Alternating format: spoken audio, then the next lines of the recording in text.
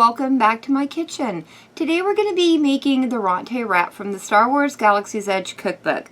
The ingredients we're going to need for the Ronto wrappers are 2 cups of all-purpose flour, 3/4 cup of warm water, 1/2 tablespoon of savory, 1/2 tablespoon of marjoram, and 1/2 teaspoon of salt, 1 teaspoon of instant yeast, 1 tablespoon of brown sugar, and I'm going off of the recipe and using 1 tablespoon of garlic infused olive oil, as well as 3 cloves of roasted garlic.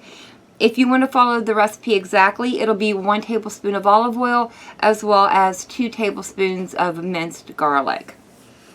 For the filling for our Ronto wraps, we're going to need 1/2 pound of pork, 6 ounces of chorizo, 2 tablespoons of olive oil, or vegetable oil, 2 tablespoons of brown sugar, 1/2 medium onion diced, 14 ounces of tomato puree, as well as some guacamole to top it off with. So let me get all these ingredients moved out of our way, and we'll go ahead and start by getting our wrappers together. Alright, now that I have everything out of our way, we're going to start with adding our warm water into our bowl, along with our yeast and our sugar. I'm going to quickly stir those together while I add in my olive oil. And I'm going to go ahead and add in my garlic next.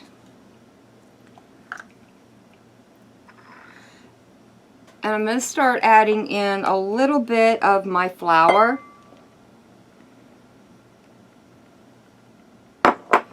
And I want to incorporate this in. Alright, and now that we're to this point, I'm going to go ahead and add in our marjoram, our savory, and our salt. And I'm going to stir this in before we start adding in the remainder of our flour. This part smells so good already. I really like these wraps. I'm going to go ahead and add in the remainder of my flour and start stirring this in. I made these to go along with the tapato soup I made last week, and they were so good. I highly recommend you guys give these, at least this part of this recipe, a try so far. Alright, I'm going to continue to stir this, and while I do, I'd like to remind you of the Gamers and Geeks playlist that Jade Gadeth and I have going on our channels. It is a community-driven playlist made up of you, our friends, and YouTube family. If you would like to be a part of it, it's really easy. All you have to do is go out and make a cooking video, and then once you've done that, post it to your channel, and then let either JPIC or I know in the comments section of our latest cooking videos, or if you're a part of our Discord servers, you can let us know over there as well. And we'll be more than happy to come over and check out your video and get it added to the playlist. The only thing we do ask is that you mention the Gamers and Geeks playlist somewhere in your video, as well as leave a link to it down in your description. And that way we can just continue to support all the fine people that have already contributed to the list. So as you can see, I've had to move over to using my hand to continue to stir this, or knead it together, I guess I should say. And we just want to continue to do this until we get all of the flour incorporated in, and it becomes a nice, smooth, homogeneous ball. I find it a lot easier to do this in the bowl than putting it out on the counter. It really comes together a lot better for me this way. I love how fast this bread comes together. And honestly, the longest part about this is letting it rise for an hour in a nice warm place, which I think I've gotten this pretty much to where I want it to be. It feels really good. It's still a slight bit tacky, but I expected that. So all I'm going to do is give this bowl a little bit of spray with some olive oil. There we go, nice and sprayed. And then I'm going to go ahead and put our ball of dough in there, give the top of it a spray, and then I'm going to cover this with a clean towel and put it over in a nice warm spot for about an hour or until it doubles in size. So I'm going to get cleaned up, and then we're going to move over to my stove, and we'll go ahead and start getting the filling made for this. Alright guys, we are over at my stove, and I've gone ahead and heated up our vegetable oil. I'm going to go ahead and add in my onions and allow these to start softening up for just a few minutes, not for very long. I think I forgot to mention that we're going to need some salt and pepper also to help season this up. And I'm going to go ahead and add a little bit of my salt now, just to help these onions sweat down a little bit faster. Now that our onions have been cooking for a little while, I've gone ahead and added our pork and chorizo in. And I'm just simply crumbling it up, and we're going to allow it to cook down along with our onions. And you want to cook this until it is completely cooked all the way through. Alright guys, our meat is done browning all the way through, so I'm going to go ahead and add in my 2 tablespoons of brown sugar. And we're going to stir that in a little bit before we start adding in our tomato puree.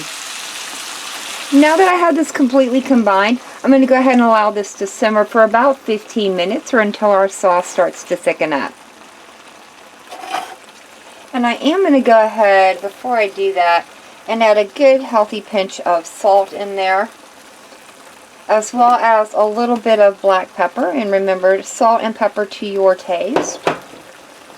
There we go. I'll get this stirred in, and then I'm going to let it continue simmering. Alright guys, it's been about 15 minutes, and as you can see, our sauce is thickened up nicely. I'm very pleased with it. I've already tasted it for seasoning, and it tastes perfect. So all I'm going to do is turn off my heat, cover it up, and allow this to stay warm while we wait for the bread dough to continue rising. And then once it's done, we will bring you back, and I'll show you how we're going to make our flatbreads. Alright guys, our bread dough has risen, so I'm just going to dump it out on our board here that I've lightly floured. And all I'm going to do is bring it together, and then we're going to divide this into 6 equal pieces. There we go. And I'm just going to start by cutting it in half, and then cutting each of my halves into thirds. So hopefully they end up equally sized. Oh, back up there. Where are you going? Here we go.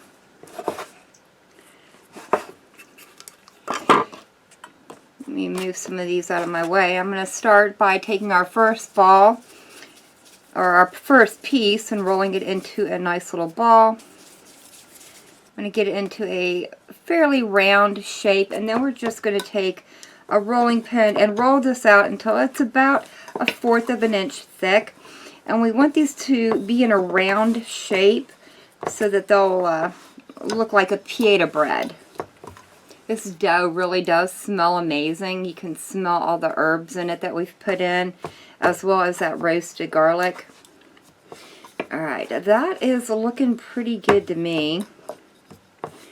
And I'm just going to set this one off to the side while we work on our next one.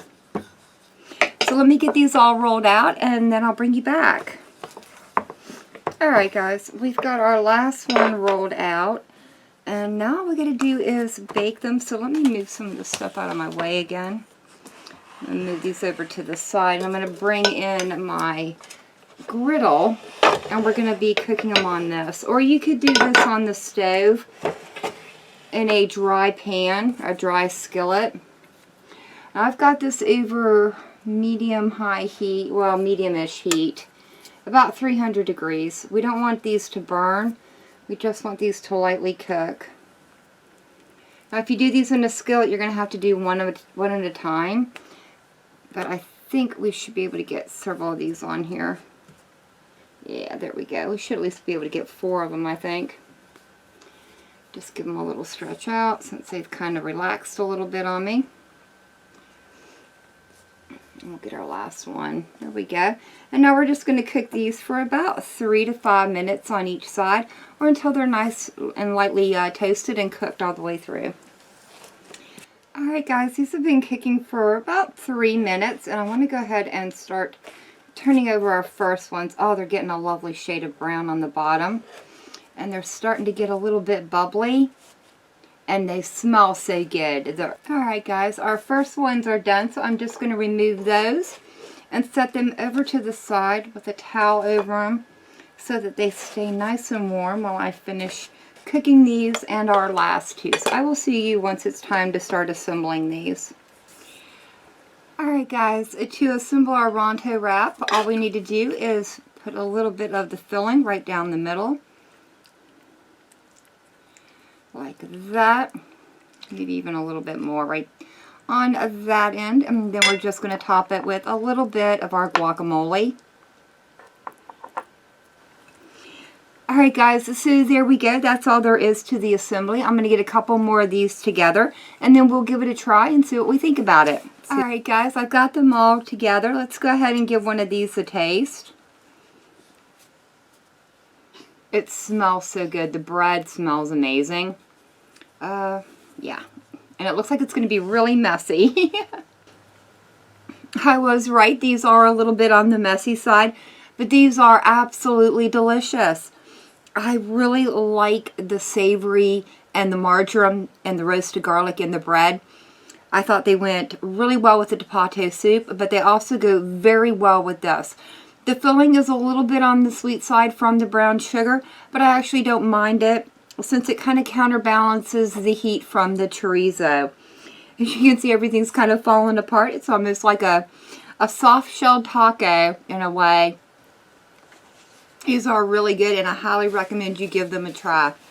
But that is going to be it for me for the day. If you guys enjoyed this video, leave me a comment down below. If you guys tried this recipe out, let me know how it turns out for you. Remember to check out the Gamers and Geeks playlist as well as my other Star Wars cooking videos.